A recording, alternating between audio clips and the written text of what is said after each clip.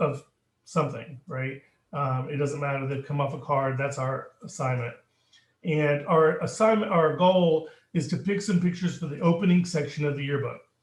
So we're looking for a variety of pictures, blah, blah, blah, blah, blah, blah, blah, blah, right? So there's no one assignment here. So we're going to play through them once. And all I'm going to do now is mark them for deletion if they're just totally crap, right? So if you think a picture should be marked for deletion, i.e. it's totally crap, then say yes as I play through them the first time. I'm going to pretend like I'm doing this by myself. All right, now, if I do that, what do you see now? Do you see a picture of a lady sitting at a desk? That lady. Yeah, okay. So you see one picture, right? Yeah. Beautiful. Okay, so is this a picture that you would mark for deletion, never to be seen again, thrown away, trashed? Say no. No. No. Okay, so we're going to keep this one. What about this one? No. What about this one? See how low my threshold is for keeping them at this point? My threshold is Delete. It's really no. Your threshold's too high right now. Too high. Too high. Too high. Okay. Now, would we ever use that picture in a million years? No. No chance. Right. So I just Command-6 it. I put a red label on it. Right. I'm not quite ready to throw them away yet, but I'm marking them for deletion. Right. See how low my threshold is for this bar, right? I mean, total crap. We're talking so blurry and out of focus, I can't even use it small and make it work, right? We want.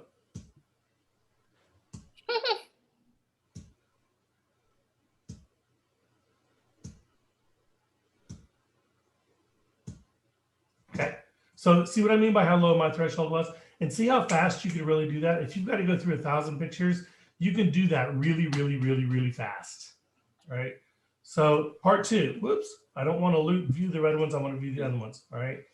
Now we're just going to go through and we're going to put, if you think this is a picture worth considering, not forget the color correction and toning at this point, say yes. Anybody? How about this one? Considering for what? The opening section of the yearbook, and we're looking for a variety of pictures, and we're going to assume that these are all students and teachers at your school. Blah blah blah blah blah blah blah. Sure. So I don't remember what I was going to ask. This one? Yeah. This one? No. This one? No. This one? Yeah. This one? I like that one better. I like that one, yeah. Nat, do you know better than to say I like it? The only thing you're saying at this point is yes. This one? No. Yes. This one? No. No. The only thing you're saying at this point is yes. This one? This one? This one? Yes. This one? This one? Yes. This one? This one? Yes. Yes. This one? Yeah. This one? Billy. Okay. Now I selected some that you didn't select, but it doesn't matter. Okay. So now I've got my 1 stars. Now we would keep going through this process until we got to 2-star. We don't spend a lot of time talking on 1 stars, right? But when we got to 3 stars, maybe even 2 stars, we'd be pitting these 4 against one another, for example, because we probably wouldn't use 2 of these on the spread, right? But for our purposes tonight, you get the idea, right? We're going to get down to however many pictures we want to keep, all right? Any questions about that part of it? So in terms of what we've illustrated now, we've got the contents on the desktop. That's an efficiency issue, right? We've cut the crap, right? That was our red, we'll tag them in red. We've culled them with a partner, right? Which reinforces our concepts about technical quality, composition, and meaning, right? Now, any of the ones that we've decided to keep, I'm going to go ahead and put 3 stars on this one, this one, this one, and this one. Whoops, and this one, and this one. if it's, we have lots of rules, obviously, we have lots of rules, but one of our rules is if it's worth keeping, it's worth captioning, right? So you'll see actually here up under cutting the crap, if we don't know who is in the picture or can't find out very easily, we don't even keep it. It doesn't even make it past the cut the crap stage, right? So we don't waste our time going and hunting for people's names. If the photographer didn't get it out an assignment, sorry, right? Unless it's just some amazing picture and they know that they have a way to get the person's name within a reasonable period of time, we don't keep it. All right. So, Elizabeth, pick a picture. Which one do you want to work with first? Let's do the band one, sure. Band one? Yeah. This one. Okay. So first stage in doing this color correction stuff in Photoshop, has everybody worked in Photoshop? And Kevin, I'm specifically asking you if you worked. I'll be honest, I'm not well versed with it. Okay, but have you touched it before? I have touched it. Okay. That's about it. I'm an extreme beginner. That's fine. That's fine. Has everybody else at least touched it before? I have never touched it. Okay. All right. So one thing is, if I go too fast, that's why this is being recorded, so you can go back and play again, right? Okay, thank you. And if you have questions, say, whoa, stop, right? So Okay. a couple things in Photoshop, right? These two up on the left-hand side is the toolbar, and the top tools are just like in Adobe, all Adobe programs, right? For moving and sizing, right? And then moving, sizing, and selecting. And then we have a bunch of tools here for painting, right? All of those 8 tools right there for painting, or 9 or whatever. And then some vector-based tools, which we won't be using tonight, so don't worry about this, right? All right. So the first tool I'm going to use is the cropping tool. It looks like a cropper, right? So that's why is the first thing that I do when I'm color correcting a picture, why is it cropping? Because digital images are bigger than the normal 5x7, 4x6. They come in bigger. Yeah, but why crop them? If I'm going to, what? I don't know how big I'm going to be using it yet. I may be putting it up on a billboard at this point. Everything that I'm going to teach you is you can use this picture anywhere up to the very last stage. So don't worry about the output yet. If you're worried about the output at this point, you've already failed, right? You're not being efficient, right? So why crop? Why is cropping the first thing? I always said it's because the when you color correct, it's going to matter to your histogram. And yeah, why spend time color correcting something that you're going to crop out later, right? Again, it's just an efficiency issue. That press box is not a necessary part of this picture, right? So I crop it out, right? And oh, by the way, now look at my rule of thirds, right? If I look at my rule of thirds line, whoops. If I look at my rule of thirds lines, I'm actually following the rule of thirds a little bit better by cropping it this way, right? So I'm improving the picture. One thing that I'm really big on in Photoshop is using the history palette here, and all of the palettes are accessible under the Windows menu, is using the history palette to go back and forward through time. So I go back in time, forward in time, back in time, forward in time, and check to make sure that I'm improving the picture at every stage, right? Because if I'm doing something bad, I need to stop and fix it, right? So is this version of the picture better than this version of the picture? Yes, right? Good, now I can go on, all right? Now, if you go back to our outline here, we've done the cropping. Now we've got to do the color correcting, right? One common mistake that people make in color correcting, I just realized those guys have their music taped to their wrists. That's funny. You need to have your music memorized by now, buddies. Is they try to do it by eyeball. They do their color correction. Ooh, it looks good on the screen. What's the problem with that? All screens look different for color. You have no idea where this picture is going to be used at this point, right? If you look at my outcome here, my outcome is an archive, right? I haven't even made a decision about where this picture is going to be used. So I want to do color correction in a way that's consistent and replicatable every time, regardless of the output, right? Who's dinging me? Oh, it's the dog I was just taking pictures of. showing you pictures of Berkeley, his parents. All right, so what is consistent in most of the pictures that we use for newspaper, yearbook, photojournalism?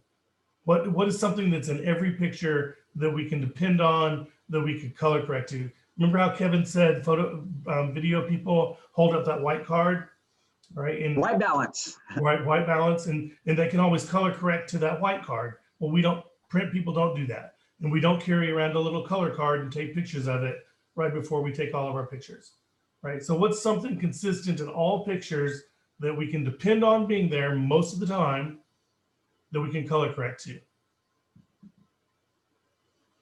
Skin tones, right? So I'm going to give you some values for skin tones that you're just going to have to write down, because I've actually never really seen anybody write these down, right? So, but if this is being recorded, so you can write them down later, right? So I'm going to minimize my little Zoom screen here so I can see them. And then I'm going to open up the info palette. Remember, all of the palettes are available over here into the Windows thing, right? But I've got some shortcuts here, history palette, info palette, because I use them all the time. So my info palette, also, I meant to ask you this before I narrowed the window. How many of you passed 3rd grade? Just checking, raise your hand if you passed 3rd grade. Stephen blocked he really passed 3rd grade, right? In 3rd grade, we learned some fundamental things about color when we get to finger paint. You remember those days when we finger painted, right?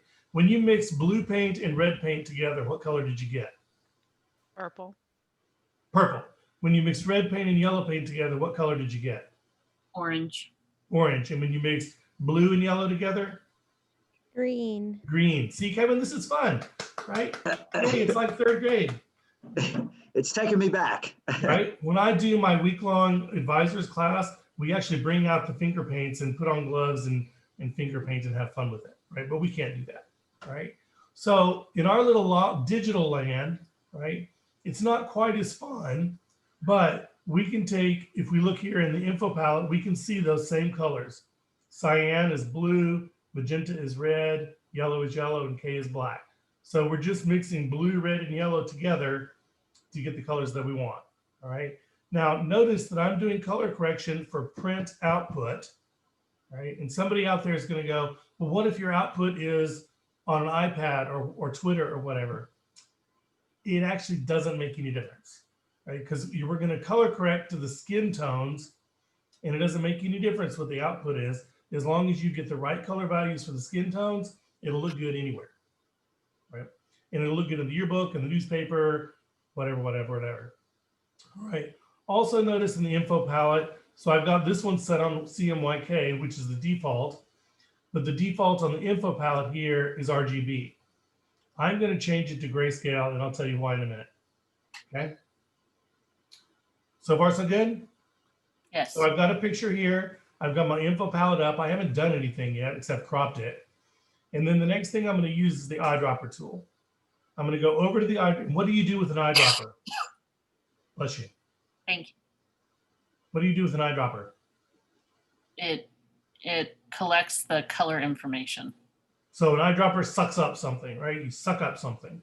So I'm going to go over here to this guy's fit. I'm going to find a properly exposed skin tone, right? Which would be like here or here, but probably not here, right on his leg, right? And probably not like the highlighty part of his thigh down here, right? I want a properly exposed skin tone. Also notice that once I switch tools, for those of you that don't use Photoshop a lot, notice that the palette at the top changes, right? So if I'm in the cropping tool, it has those things on it. When I switch to the eyedropper tool, it has these 3 things on it. And I've changed my eyedropper. By default, it's point sample. I've changed it to something besides point sample. The point sample is looking at one individual pixel, and there could be an erroneous pixel. So I don't want to do that. I want to look at an average 3x3 or 5x5 average of pixels. By the way, what's a pixel? The smallest unit of a picture. Excellent. Do you know what it stands for? Picture element. Very good. Yay. Almost the first time anybody's ever known that right off the bat. Picture element. picture element, right? So if I zoom in really, really close to this picture, I can see the pixels, right? And in most digital pictures, they start off as being squares. Some video people like to use rectangular pixels, but those video people are just weird, so we'll let them go with that. All right, so I'm gonna go over here to the guy's face, properly exposed area skin tone, and I'm gonna suck up the color values on there. I actually don't have to click, I can just roll around and look at them. All right, here's what I'm looking for. And this is the part that you really won't find in writing much anywhere else. I'm looking for the M and Y values to be about the same. All right, it turns out that most people's skin tones all across the world have orange skin, of varying shades of darkness, but it turns out it's mostly orange, right? Now, if you've done enough makeup, you know that there's some people that have olive colored skin or they're jaundiced or whatever. And this is another reason that I think the actual photographer needs to be doing the color correction and not somebody else, because they know what it looked like, right? And I warn you right now, you also may run across a scene where the skin tones are not actual skin tones, because like a theater production where they're under solid blue light, you can't color correct for the skin tones in pictures like that. So I've rigged my sample here a little bit to ones that I know will work. But okay, so here we look at the skin tones, and what can we say if we're just looking at the CMYK values over here, and then we're going to focus on the M and Y, and the M and Y are supposed to be about the same. We can look at that and go, this picture is too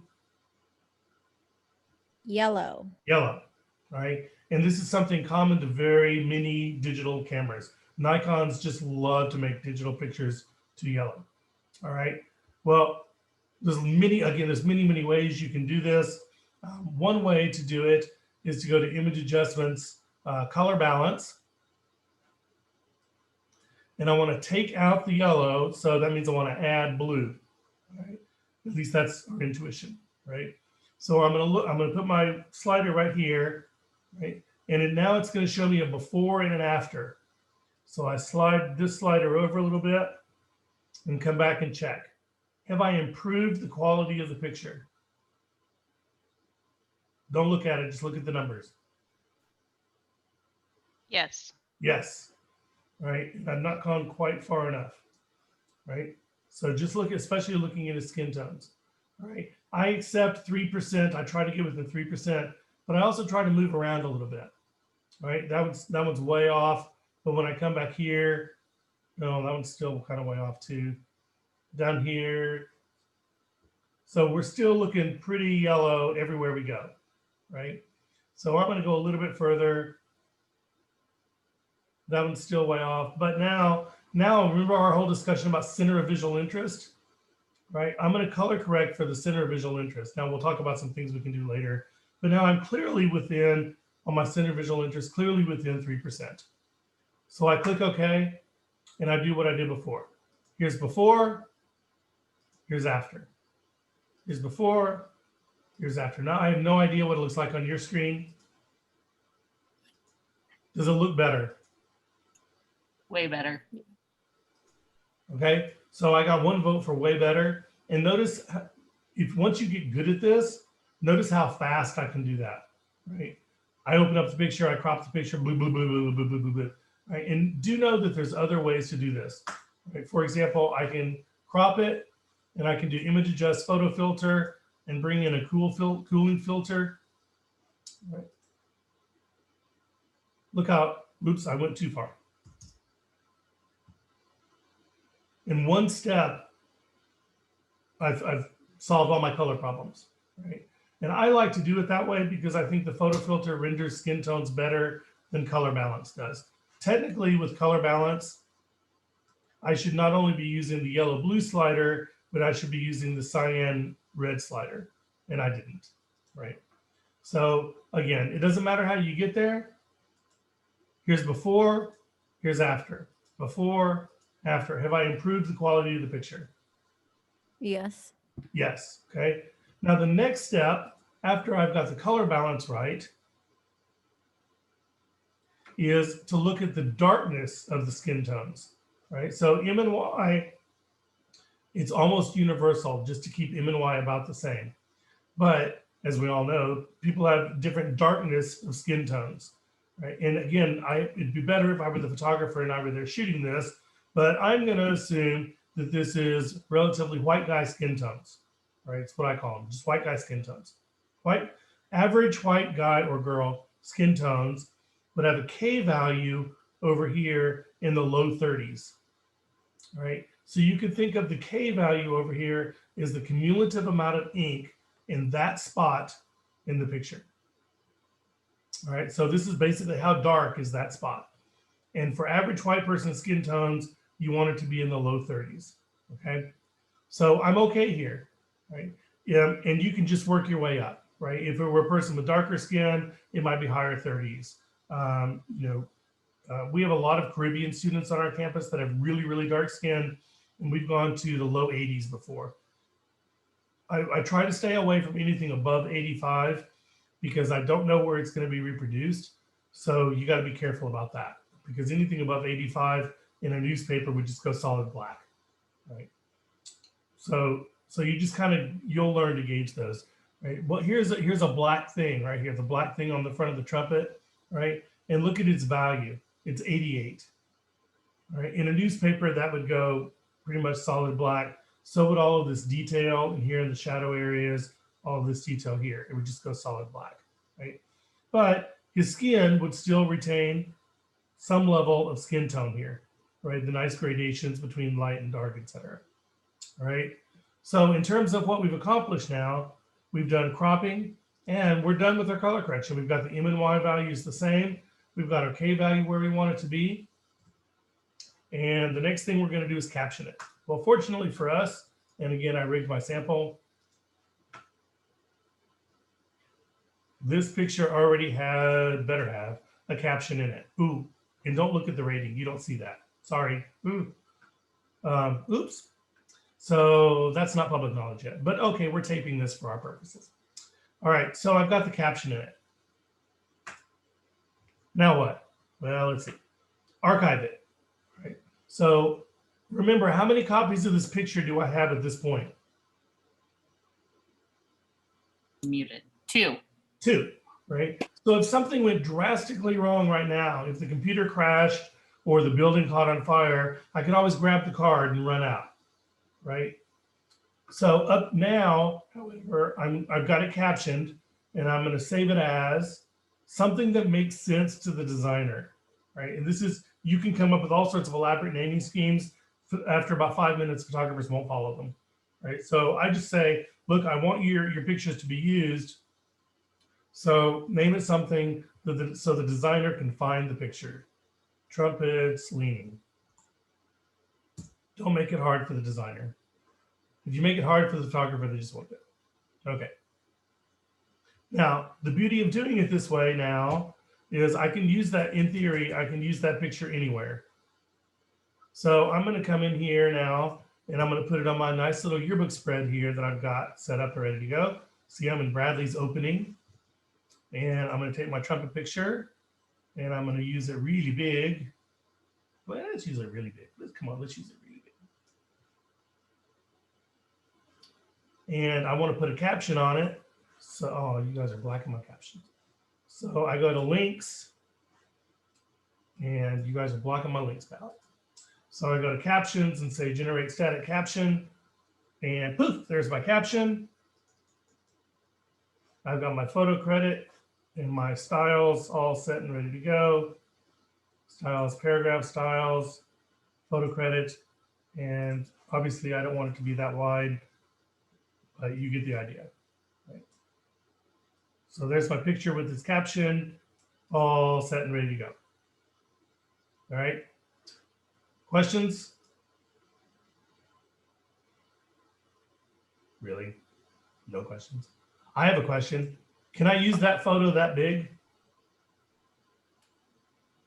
Okay.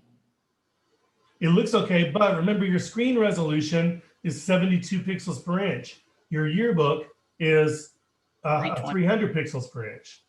You can't view 300 pixels per inch on a computer. Well, you can by zooming in, but your default monitor's resolution is 72 pixels per inch. I mean, we can look at the effective Yes. API, right? Right. So this is a habit you should be getting into, is just looking in the links palette, click on the picture and look at what the effective PPI is, right? PPI for pixels per inch, not to be confused with lines per inch or dots per inch. DPI and PPI are not the same thing, right? I shot the picture on a digital camera. Most digital cameras these days shoot pictures at 72 PPI because that is the resolution of most computer monitors. And there's a whole bunch of history about that, but you'll notice that a pixel and a point have the same number of pixels and points per inch. Yay, Macintosh, right? But you need to know what the effective PPI needs to be for your publication. For yearbooks, most of the time it's 300. Newspapers, it's 180. And if you're photocopying it, it's 120. Right? And that information is on those handouts that I gave you. Right? This, by the way, would be right before we PDF a file, we have a little minion that just goes through and clicks on the pictures and just looks at them all to make sure that we didn't screw something up, right? And it's happened before where we've placed a photo this big and then come in and gone, oh, we can't use it that big. And then we have to start all over again, right? But oh well, we should do that earlier in the process, okay? Can I use it this big?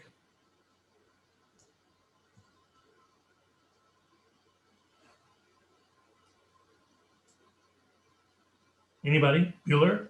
Bueller? Yes. Yes. Yeah. If you can use it big, you can always shrink it down. All you're doing is wasting space. Right? All you're doing is being inefficient. But since we didn't know where we were going to use it, we just keep the file size from the original photograph. And I'll talk about that again in a second. So far, so good? Yes. Yeah, I'll be honest, I'm following and I'm pretty, I'm a little shaky, but yeah. Kevin, at this point, what I would say to you and Carly is just get the ideas down, right? And then even if you want me to send you some sample images, if you just wanted, you get Photoshop free for 30 days or whatever. If you want to download and play, download and play. You will not learn this until you actually have to do it, right? Absolutely. Right. I have a What quick was question it? about the color of the skin tone. I think you said it was like 30%. 30, just not percent, 30. Oh, sorry. Yeah. And Right. how, is there a handout that has that information on it that I can reference or No. Okay. And I've never seen it written down, and I don't think I've ever written it down. Yeah. It's very Right? helpful. The problem is, again, like, well, crap, I picked all pictures with white people in them. That was stupid.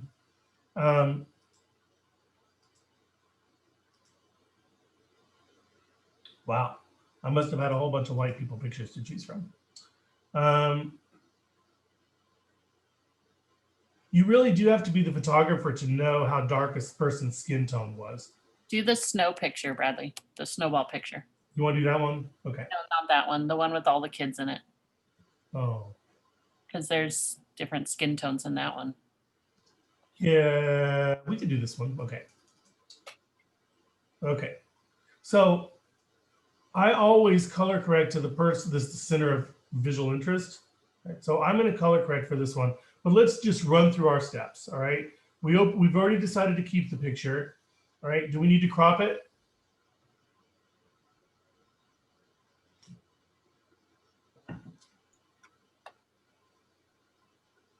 It's pretty tight. Yeah, I'd leave it alone. All right. So going back to my little workflow thing here, once I've got it cropped, then I do my color correction. The very first thing I look at is skin tones. So I come up here with my eyedropper, make sure my eyedropper is set to 3x3, not 1 pixel, not point sample. I look at a point sample and I go, oh, well, it's 4% off. In fact, it's a little bit too red. I come over and check this guy out. Never just use one person. Okay, he's a little bit magenta. They're a little bit magenta. He's a little bit yellow. But there he's a little bit, yeah, there he's a little bit yellow. Okay, why might these people be a little bit magenta? Because it's cold out and It's they're cold frozen. outside, right? So that's a very logical thing, all right? Now I'm going to show you something that's going to kind of creep you out, all right?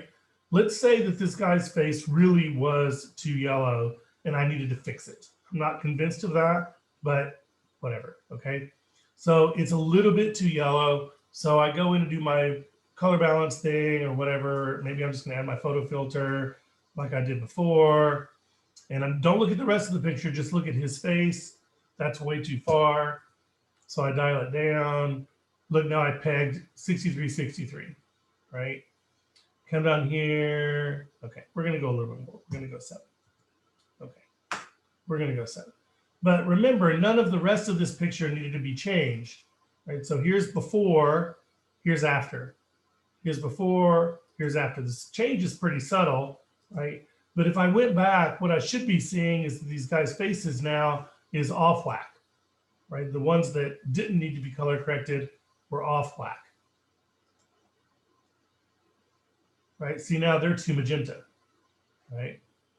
Way too magenta, right? They were a little bit magenta before, but everything got whacked off, okay? Well, here's something kind of fun. And those of you that haven't played with this before, I'm just for the sake of this illustration here, I'm going to desaturate this entire picture. Image, adjustment, hue, saturation, desaturate. So I take all of the color out of it, all right? If you look in the history palette, we have a state, right? These are each called states. We have a state where the color exists and the state where the color doesn't exist. Everybody with me? At this point in time, the color exists. At this point in time, the color doesn't exist, right? Everybody nod yes. Just play along with me for a second, all right? Well, using the history brush, I can tell it to paint back in time. So I'm sitting in the present, which is the desaturated state, but I can paint back the colored state.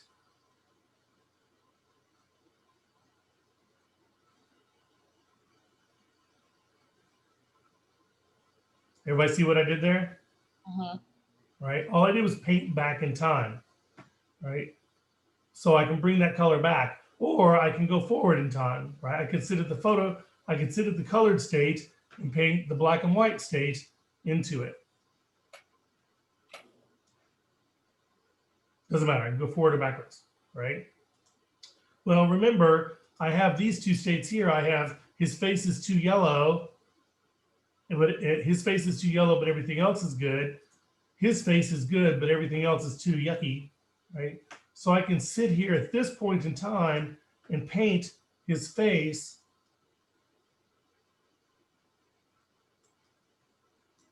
into the picture, right? The perfectly color corrected version of the picture. So here's where I started. Here's where I'm at now. You probably can't tell much difference, right? But let me show you where this one would really, that technique would really matter. And it would be this one, I think was the one I picked for this. All right. So the very first thing I want to do is crop. Well, I've already cut off his foot. So I'm going to crop it and I'm going to rotate the crop so that the horizon line is parallel with the edge of the frame. If I don't care about his feet, I really don't care about his feet. Right, so I'm going to crop this picture pretty tight, right, just for the sake of the argument. So I've got the picture cropped, right? My camera was tricked because there's so much white in the picture, right? So here's a fast way on this one. You really could do image auto color. Oh, wow, that's not bad, right? Because that corrects for the black and the whites. And Steven is probably cringing right now, right? But here's what I'll say about this. Auto color does a really good job. Auto color, not auto tone, not auto contrast. They each have their own uses. Auto color goes in and makes sure that there is a white and a black in that picture.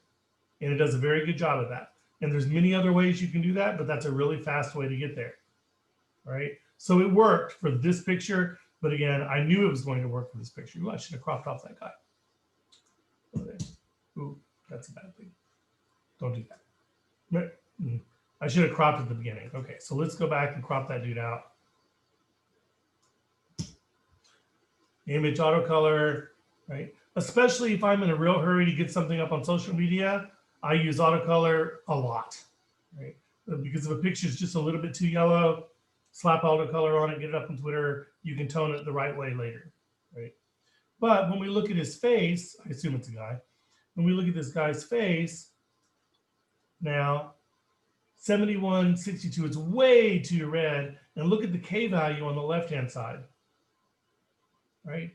So I can go into this picture, and there's a lot of ways I could do this. One way I can do it is to use shadow highlights. And the shadows are the dark areas of the picture, and the highlights are the light areas of the picture. So I can use shadow highlights and bring out his face and some of the detail under his hat. But look what it does to the rest of the picture. It kind of messes that up, right? But remember, I don't care about that. I go back to this point in time, and using the history brush at not 100%, I'm going to knock it down to 30%. I can paint forward into time and control what areas of the picture I like. And every time I click on it, the effect is cumulative. So let's see how we've done here. So we clearly have lightened it up. Still a little magenta, but we're nowhere near the low. Are we ever going to get to low 30s here on the K value? Probably not. I mean, we could drastically drop this dude's face down, right, to where we got to the low 30s.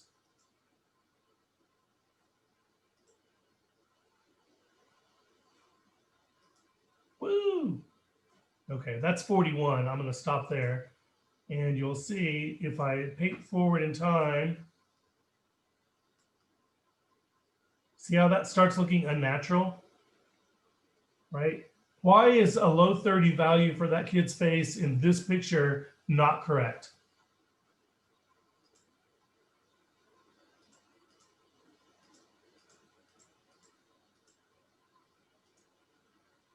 Anybody?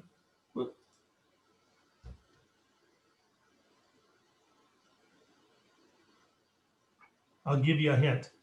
His face is shaded by the hood, right? He's effectively backlit because of the snow, and his face is shaded by the hood, right? So when you're doing color correction, you've got to keep in mind the actual picture that's there. Don't just use the numbers blindly, right? Now, I will tell you in this picture, when I color corrected it originally, I did go in and adjust the midtones a little bit. And I said what I was going to do. Image adjustments levels. Shadows are the dark part, the midtones are here, and then the highlights are the light part.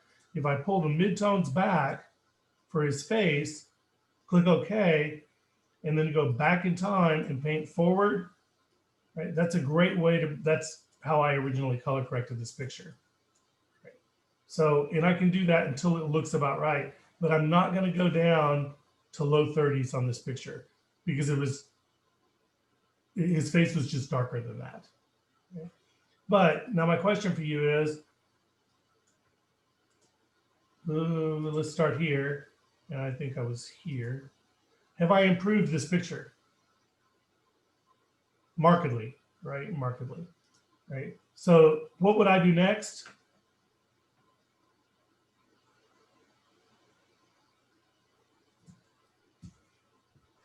Caption. Caption it and then archive it, right? So I don't think I have a caption on this picture, but here is a caption.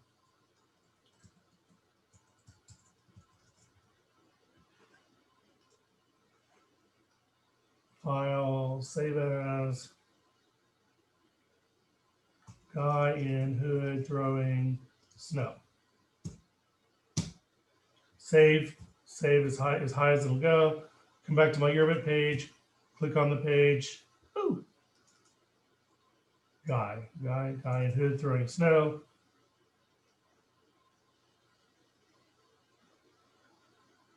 Come on, snap the guides. Why aren't you snapping the guides so well? Whatever. Links, captions, generate static captions. Boop. Here's the caption, got my photo credit in it. Apply the appropriate styles. Really? So one thing about Zoom is it blocks so many of the windows. It's kind of annoying. And I'm done.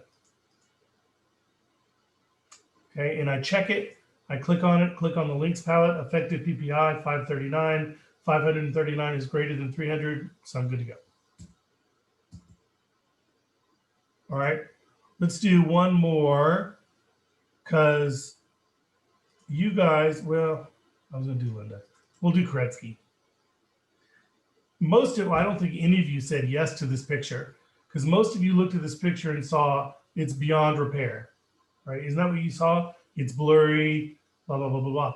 But it's also a nice picture of two students and teachers interacting, right? So my instructions on this one would be, yeah, he's pretty sharp. It's grainy. So I would tell a designer, yeah, you can use that picture, but don't use it big, right? Because it's not a super high quality picture, but it does tell a piece of the story, right? So this is another one where, because I don't know what the lighting was, I wasn't there, I'm going to play around with auto color. Oh, that's better, right? Maybe auto toning, a little bit high in contrast, but that's better. Auto contrast, right? So I'm trying to get a feel for what Photoshop thinks the picture should look like, right? Because his head, his face right here is in a shadow of the hat because the light source is over here, right? So it's going to be a little bit tricky. I'm going to probably say that the properly exposed skin tones are here on the guy in the orange shirt, this girl's forehead, and maybe this guy's forehead, right? So we'll just pick one. We'll go with her. Look at the info palette. And she's 4155 with a K value of 56. So it's too yellow, which we kind of can tell by looking at it, right? So I do the same thing. Again, I like to use the photo filter, but there's absolutely nothing wrong with using color balance, right? And all I'm trying to do now, ooh, look how fast that went down to bad, right? So I dial it down to 20 to 40, 42, yeah, right? Is that better? Have I improved the quality of that picture?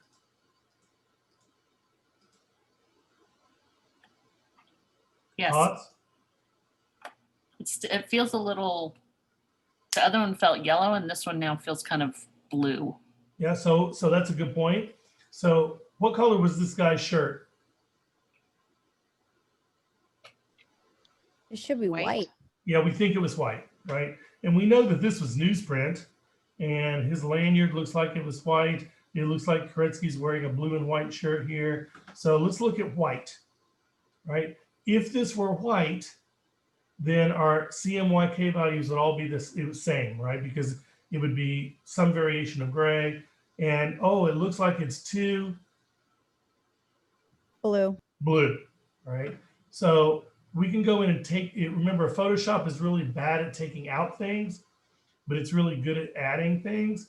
So we can go in and do photo filters and we can add yellow to it to take out some of the blue. But wait a minute, we just added blue to add blue to the picture.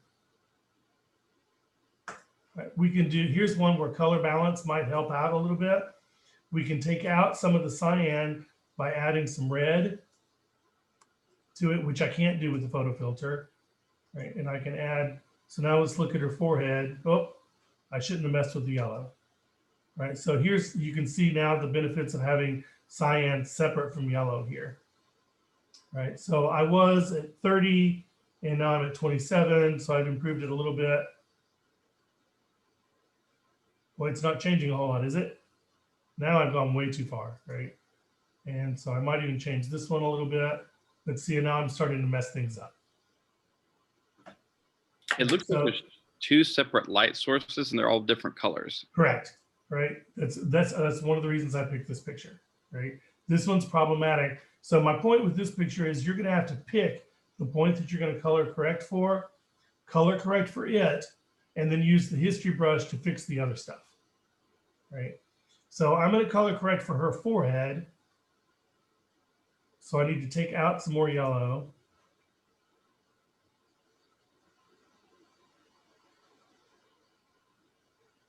And I need to take out a little bit of magenta. Okay, now I know that those values aren't really the same depending on where you move around, but that's actually pretty close, right? And I think we all are going to agree that it's better than it was before, right? Right? Now I've got to come back and I've got to get that K value right? Because her skin tones are way too dark. So in this particular picture, the whole picture looks too dark anyway, right? So I'm going to do image adjust levels. You can do curves too. The histogram here this is just 255 bars indicating the value of the relative shade of gray in the channels. In this case, I'm using the red, green, and blue channels combined. Right. So here's my shadows, my midtones, and my highlights. This is telling me that there's no white in this picture. Right. So I can actually go back in and look at the individual channels and go, oh my God, there's no white in this picture at all. In fact, I haven't done this with this picture, but let's see what happens if we go back in and force a white on the picture.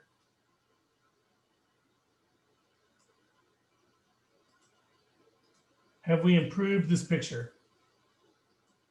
Yes, Now it looks too, pink, red. yeah, it looks too red, right? Just out of curiosity. See, auto color actually helps that a little bit. Here, we're just facing a problem of having multiple light sources. But look how far we've come so far, right? We've improved the picture dramatically, and we're using the numbers, right? So we're not just guessing. We're looking at the numbers. They're pretty close there. K value is still a little bit too high. So now I'm going to do image adjust levels and pull the midtones back.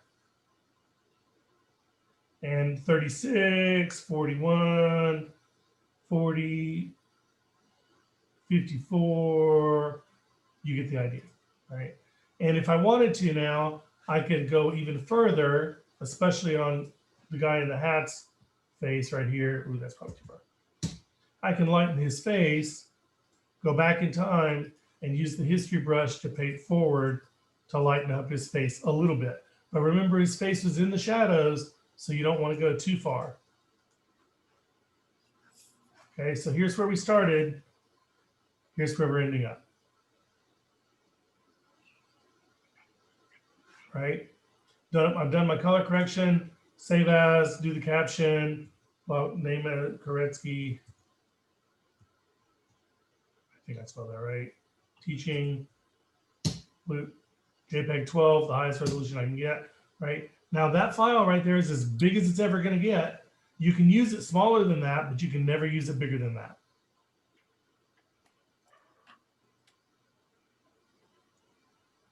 Depending on the resolution of your output.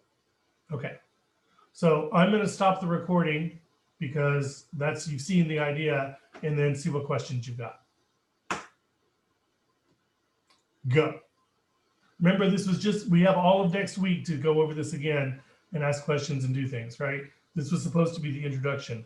Laura, you're looking frustrated. No, you're okay. Okay. So I just want to make sure that the assignment then is at next Thursday Raise no then? assignment. Oh, what about the workflow? Oh, that assignment, yeah. For you to come up with your own workflow. That is that piece of paper that I showed you right there that I'm going to email you. You're going to take that and make it in something that works for you, right? And I'm not big on that assignment because if you're not doing it, I mean, those of you that do this every day, don't you agree that you really have to do this to know what works? Right? I mean, I think this is not an exercise. That's why I didn't make an assignment for this week, except for the workflow thing. I just think it's really hard to discuss this in theory. It's until you get into practice and start putting your hands on it, you start to learn what works and what doesn't work, things to save time. So Kevin, you and there's a couple of you that aren't actually teaching right now. If you feel like that's not a good assignment, productive use of your time, don't do it, right? Kevin, for example, I would be very interested from you, and Melissa, you're working in television too, right? Yep. And seeing if you came up with a workflow for video, right? A student goes out and shoots crap loads of video, right? What process do you use so that a year from now you can find that video so that you can create, let's say you have a principal at some meeting and your principal dies next year and you need to find that footage. What is your workflow such that you can find that footage a year, 5 years from now, right? I will tell you one of the most fascinating conversations I ever had was with the director of digital archiving for the Smithsonian Institute. And I learned it made me think in a whole new way, because I was very thinking about today. Look, I get the picture, I shoot the picture, and at the time I worked for a weekly newspaper, and I might keep it for a week and then I didn't worry about it ever again, right? Think about his job. He's got to worry about finding that picture next week, next year, 10 years from now, 100 years from now, 500 years from now, 1,000 years from now, right? And that just made me think in a whole new way about archiving and naming files and how useless a picture is without a caption. If we don't have a caption with the picture, in fact, we have one of my programmers wrote a little program that every Friday at 3 o'clock in the morning goes out and looks on our server, and all it does is look for pictures without captions. And if it finds a picture without a caption, it moves it to the trash can. And then the photographers have a week to find them, and then the following week at 2:59 a.m., it empties the trash. Because we just realized that a picture without a caption has no archival value at all. So, and naming them is the same way, right? It turns out that the name is actually less valuable than the caption, but having them organized in files and folders that make sense. So I'd be very interested in a video sort of version of that workflow, if that is something that you want to tackle. When you color correct, I use levels to color correct for the most part. So what's the difference for you between doing that and your version of doing that? I use levels as well, and Stephen, that's a great question, and it's totally a question of I have my way of doing it, and I know that this is going to work fast, right? So, I didn't know if there was a technical reason why one was preferred. Okay. No, because we actually don't even color correct because there's so much, we keep a lot more photos than we probably should, because we never know when we're going to need a photo of somebody, even if it's a garbage photo. So my photographers spent so much time color correcting that we actually made our workflow such that they stop at cropping and straightening, and then they color correct only once they choose it to be run in a publication. Yeah, so I wouldn't let my students do that, only because we come back a year from now and we want to create a spread. Now, oh crap, now we've got to go through and color correct those pictures, right? So because you could find yourself having to color correct 1,000 pictures and having no time to do it. Whereas once you come back in from an assignment, you know what the skin tones are, you know what the lighting was like. We make our photographers do their own color correction for that reason. Part of the issue is I only got 45 minutes with them. So Absolutely. Right? That's part of the problem. And one of the things I want to emphasize about workflow is you have to do what works for you, right? The most important thing so I'm all about business continuity. You have to set up a system where you can find those pictures 5 years from now. I cannot tell you how much money we make off of archival pictures, right? Even a picture that's 3 years old or 5 years old, crap, the older a picture is, the more money we'll make off that picture. Now I'm not at North Carolina State anymore, but Philip Rivers went to North Carolina State and he was there when I was there. And I knew he was going to be somebody big. So I kept telling the photographers, you guys get lots of pictures of him, right? Now the stupid people that are there don't archive pictures, but we could sell pictures of Philip Rivers for $100, $200 a pop now, because I can find them right now on my archive. I can find pictures of Philip Rivers from 2004 playing this game, and I can tell you what the outcome of the game was, and I've got the caption and the photo credit and blah, blah, blah, blah, blah, blah. And to me, it's useless if I can't do that, right? So that's the mentality that I'm coming from. And if you're coming from a different mentality, there's nothing wrong with the way you're coming from. Just know that that's the mentality that I'm coming from. Does that make sense?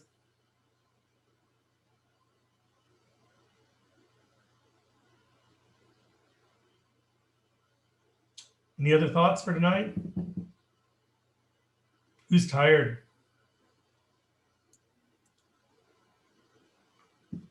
So tired. Right? I also want to, oh, sorry. Oh, This is not important. I just wanted to publicly acknowledge that Kevin made fun of me 2 weeks ago for Christmas lights, which were Halloween lights, and I see a tree